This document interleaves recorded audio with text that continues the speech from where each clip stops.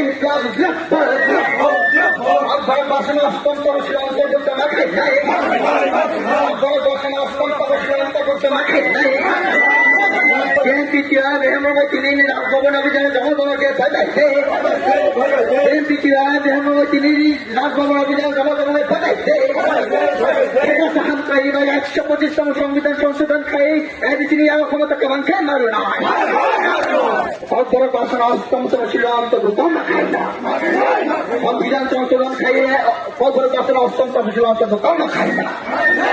ভারতের বিএনপির জবাব চলে না ভারতের